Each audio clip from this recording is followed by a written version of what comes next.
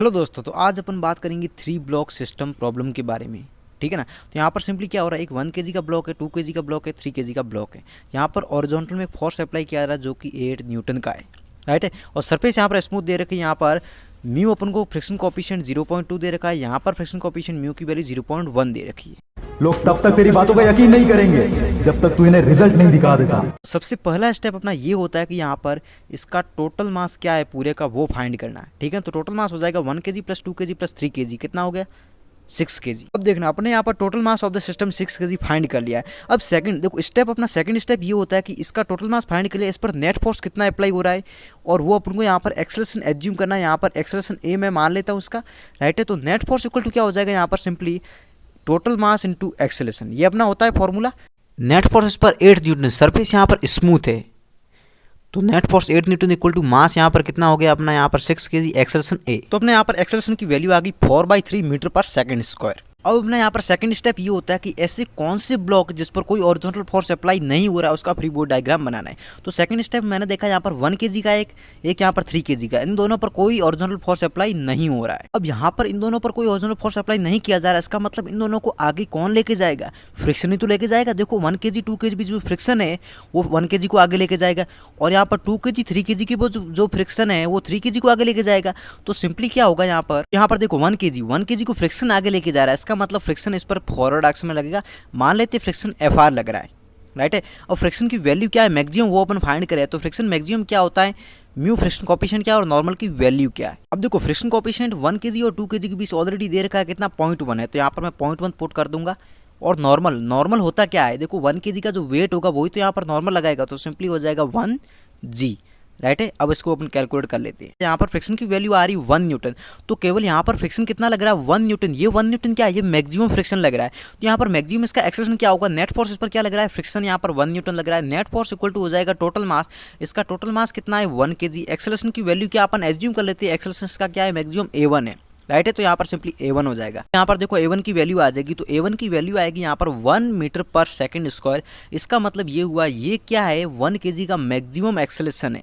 क्या है, maximum acceleration. अब यहाँ पर इसका जो मैक्सिमम एक्सेलरेशन आया है ना, उसको अपन क्या करेंगे, सिस्टम के एक्सेलरेशन से कंपेयर करेंगे। तो देखो सिस्टम का एक्सेलरेशन क्या था अपन के पास, 1.33। अब देखो ये बोल रहा है 1 केजी के मैं मैक्सिमम 1 मीटर पर सेकंड स्क्वायर से जा सकता हूँ, ये इसकी मैक्सिमम एक्सेलरेशन है 1 केजी का। लेकिन सिस्टम कितने से जा रहा है, 1.33। सिस्टम फास्ट जा रहा है, इसका मतलब क्या हुआ, 1 केजी का ब्लॉक है, स्लिप हो जाएगा। और अपन को पता है इसके पास मैक्सिमम कितना एक्सेलरेशन, 1 मीटर पर सेकंड स्क्वायर। तो इसको आगे कौन लेके जा रहा है, फ्रिक्शन ही लेके जा रहा है। तो ये तो श्योर हो गया कि 1 केजी में जो फ्रिक्शन है ना वो 1 न्यूटन ही लगेगा, क्योंकि ये रगड़ के मतलब अब पीछे रहेगा ना तो भी फ्रिक्शन। अब ये दोनों ब्लॉक तो आगे चले जाएंगे, तो ये पीछे रहेगा तो रगड़ के रहेगा, मतलब रगड़ के नहीं पीछे जाएगा, इसका मतलब फ्रिक्शन 1 न्यूटन ही लगेगा। तो यहाँ पर इसका एक्सेलरेशन भी 1 मीटर पर सेकंड स्क्वायर ही रहेगा। अब देखो अपन यहाँ पर सिस्टम को ध्यान से देखें तो 3 केजी, देखो 3 केजी सरफेस से अटैच है, तो यहाँ पर सरफेस तो स्मूथ है, लेकिन 2 केजी और 3 केजी के बीच जो फ्रिक्शन है ना वही तो 3 केजी को आगे की ओर लेके जा रहा है। इसका मतलब 3 केजी पर फॉरवर्ड एक्शन में फ्रिक्शन लग रहा है एफ आर डैश। एक्सेलरेशन अपन एज्यूम कर लेते हैं यहाँ पर a2।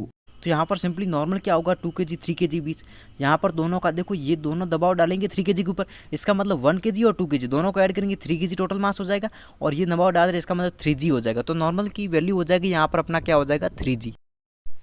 यहाँ पर इसे कैलकुलेट कर लेते हैं और फ्रिक्शन की वैल्यू आ जाएगी 6 न्यूटन। ऐसा कौन सा फोर्स है जो 3 केजी को मोशन करवा रहा है, केवल फ्रिक्शन। अब देखो यहाँ पर फ्रिक्शन नहीं लग रहा है केवल, तो हॉरिजॉन्टल फोर्स ऐसा कौन सा है, फ्रिक्शन है। एक्सेलरेशन अपन ने a2 एज्यूम कर दिया, तो नेट फोर्स क्या है, net force friction equal to mass इसका क्या है 3 केजी। एक्सेलरेशन अपन ने a2 एज्यूम किया, तो यहाँ पर सिंपली a2 हो जाएगा। तो यहाँ पर फ्रिक्शन की वैल्यू पुट करते हैं 6 न्यूटन हो जाएगा, और यहाँ पर 3 हो गया, a2 हो गया। तो a2 की मैक्सिमम यहाँ पर देखो ये बोल रहा है 3 केजी का मैक्सिमम एक्सेलरेशन जो कि a2 है 2 मीटर पर सेकंड स्क्वायर। क्या है, 3 केजी का मैक्सिमम एक्सेलरेशन, मतलब ये हुआ कि यहाँ पर केजी का ब्लॉक मैक्सिमम 2 मीटर पर सेकंड स्क्वायर से जा सकता है। देखो फ्रिक्शन होता क्या है, फ्रिक्शन यहाँ पर क्या होता है, फ्रिक्शन जितनी रिक्वायरमेंट होती है उतना ही लगता है, ज्यादा नहीं लगेगा। तो सिंपली यहाँ पर मैक्सिमम ये बोल रहा है कि मैक्सिमम फ्रिक्शन 6 न्यूटन है, लेकिन ये लगेगा नहीं क्योंकि यहाँ पर रिक्वायरमेंट ही नहीं है। रिक्वायरमेंट यहाँ पर देखो सिस्टम का एक्सेलरेशन 1.33 ही है, इसका मतलब फ्रिक्शन भी उतना ही लगेगा। तो यहाँ पर 3 केजी का ब्लॉक 1.33 एक्सेलरेशन से ही जाए। इससे अपन को ये पता चल गया कि क्या 3 केजी का मैक्सिमम एक्सेलरेशन 2 हो सकता है। तो यहाँ पर अब सिस्टम के एक्सेलरेशन से इसको क्या करेंगे, कंपेयर करेंगे। तो सिस्टम का एक्सेलरेशन कितना था, 1.33 था। राइट है। तो यहाँ पर सिस्टम ये बोल रहा है कि मैं 1.33 से जाऊँ, तो ये एक्सेलरेशन क्या है, ये वाला ज़्यादा है, ठीक है ना, इसका खुद का मतलब ये मैक्सिमम एक्सेलरेशन। इसका मतलब जब सिस्टम खुद ही यहाँ पर धीरे जा रहा है तो ये स्लिप क्यों करेगा 3 kg का, स्लिप नहीं करेगा। इसका मतलब दोनों साथ साथ जाएंगे। जब ये दोनों साथ साथ जा रहे, इसका मतलब सिस्टम का जो एक्सेलरेशन 1.33 है, इन दोनों का एक्सेलरेशन सेम रहेगा, 1.33 ही रहेगा। तो अपना यहाँ पर करेक्ट आंसर रहेगा 2 kg और 3 kg का एक्सेलरेशन 1.33 ही रहेगा।